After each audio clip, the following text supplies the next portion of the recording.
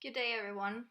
Today I may be your oasis in a desolate desert. There are a lot of people out there who struggle to create apps with Ionic 4 because there are a lot of fragments of information that has to be combined in order to create one successful Ionic 4 app. For example, there's not one step-by-step guide from start to finish or from the first line of code to your app being up and running in Google Play. Also, there are not much code available on how to solve errors in Ionic 4. Additionally, I had to use code and be inspired by code from Ionic 3 in order to create functions and design my app. So I've decided to organize my videos in 3 parts. The first one is before Visual Studio Code, the second one is in Visual Studio Code, the third one is after Visual Studio Code. And the first series will be about creating an app for Android. If you like these videos, please give it a thumbs up below and hit the subscribe button so that you can follow up on the series. Yes, our first step is before Visual Studio Code, but our first step is actually to download Visual Studio Code. So you open a browser and Google Visual Studio Code. Then you click the button, or you could get into this webpage through this link here. And then you click the download for Mac button. After that, we want to install the correct version of Java. So you're going to Google Java SE Development Kit 8U211 Oracle. Hit enter. Then you see the first link, which is the correct one.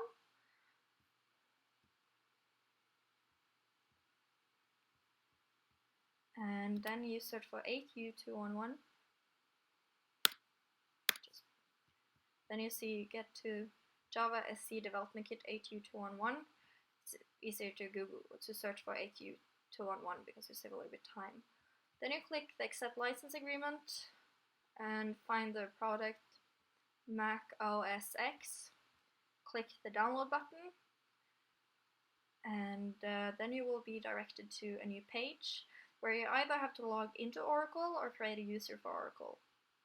It takes a few minutes to register a user for Oracle, and then you go back here to click the same button again, and then you can install the correct version of Java.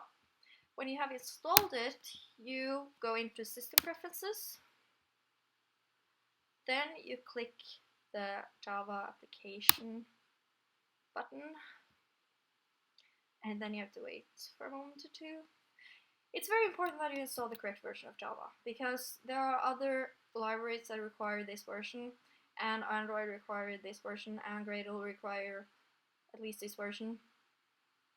And it just saves you time later, because if you download or install the wrong version, you have to uninstall it, or if you, God forbid, delete the Java files, never do that, then you will end up with a huge mess, and it was really difficult to fix.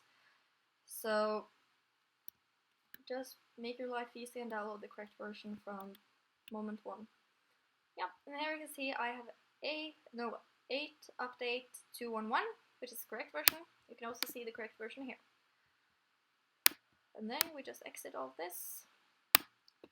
Next thing we're going to do is to get into Gradle. So you can either search for gradle.org or click on the first link here after searching for Gradle. Hit the Install Gradle button, and there you will see how you can install Gradle. And as you see, we are now fulfilling the requirement of having the right version of Java. When we finished, or you've finished downloading Gradle, I'm not going to do that now because I already have it installed. Then you are supposed to give permissions to your user. And what I mean by that is that when you're going to download stuff and maybe do things, you may sometimes not have the permission to do it. Therefore, you need to give yourself permission, which sounds ironic.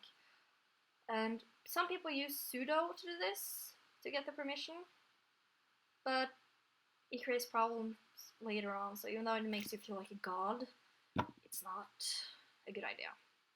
So I use this link, which has a YouTube video, to give myself permission to all the files I need to have a permission for.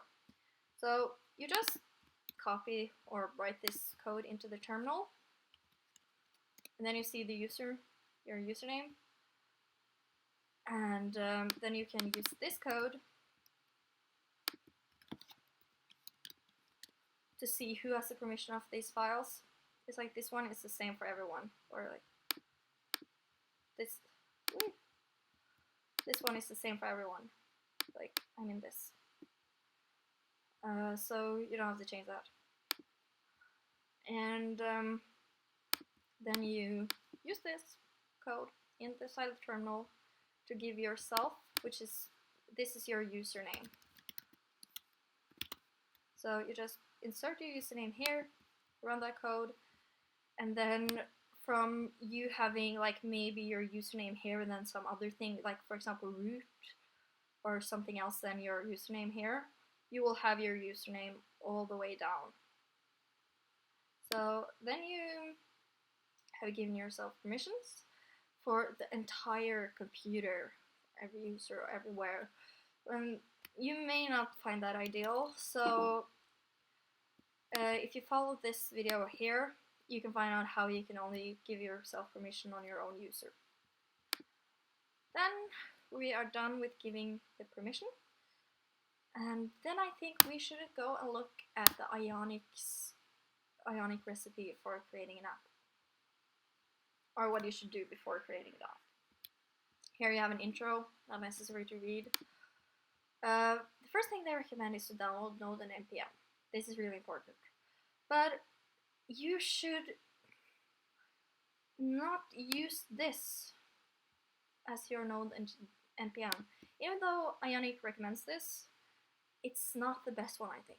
I had a lot of issues with this. So the moment I went for Homebrew instead, my issues just evaporated. So here you can see Homebrew, and you just run this in your terminal, but you have some other steps you have to go through. So you just use this link here, and then just follow the step-by-step guide here. It's really easy peasy, lemony squeezy. So, but the only part that's not that lemony squeezy easy is this one. People often experience problem with this one because they think it's a little bit difficult to save. So you go into your nano bash profile, and then you can go all the way down, copy this, go back into your terminal, paste it, and then you push ctrl O, and here see that it says file name to write, and you see that it's active here, and most people don't notice that, or a lot of people don't. So you just have to hit the enter button. Now it's saved. It says wrote 35 lines, and then you have to exit. But I'm just going to delete this because I already have it, so it's not there's no point in having this for me. Oh. 1 moment. So, and then you hit the exit button, and then you're back to where you were. Some people has issues with that, so now you don't have to waste time googling for it. Yeah, and then our next step is to run this internal. Remember, don't use sudo, because now you are a god. You don't need sudo. sudo needs you. That does make sense, but kind of doesn't. So you copy install Ionic CLI, and you run Ionic login in the terminal. All of this you do in here, and then create your app. So now the fun part is starting. But one step Ionic is not mentioning right here, which is quite important, is install Cordova. And you have to install Cordova in 2 ways. So the first thing we're going to do is to run this code in the terminal. But as you remember, sudo is bad. We're not going to run the sudo, only the npm install -g Cordova Ionic. Then we scroll further down, and then you're going to run this one. But it's important to replace 4 with 8. So 8, like this. Then you can finally create the app. Yay! So what Ionic is not mentioning right here is that you can only use this code right here. So we open up the terminal, Ionic start, YouTube UV, just for YouTube video. I think that sounds weird. You can choose between opening an app that has tabs, a side menu, or is blank. I usually prefer a blank one because the ones with tabs or a side menu will have some code that I don't want to have because I want to create my own side menu, and then you don't know how much to delete. It takes a lot of focus to know what to delete. It's a bigger pain in it. So I usually choose a blank one, like this for example, but this is not exactly the way I'm going to do it. I'm going to show you, but as you'll see now, this will take forever, just creating the app. So we'll just sit here and wait. Maybe you can turn on some music, build a house, start an empire, yeah, whatever. But you will notice when you develop an app, if you haven't done it before, that there are some things that takes just a lot of waiting. You just have to sit and wait for it to finish. For example, like this. So yeah, I'll be right back when this is done. Finally, the app is done, ready to be developed, but I'm going to show you how I usually make an app. So I'm going to show you the code. Ionic start my app blank type. Yeah, that's a format I usually run in the terminal when I want to create a new app, because it's like, it's clean and you can add a side menu, a tab menu, whatever you want to do. So yeah, we want to write that to show you guys how we're going to do this. Yeah, when our app is created, the first thing you have to do is write cd, the name of your app, and then you're in your app. As you can see, this has been added to this line of code. So then we want to start editing the app. Then we have to write code dot, or code space dot. This will open Visual Studio Code, though you have to have the code space dot installed through Visual Studio.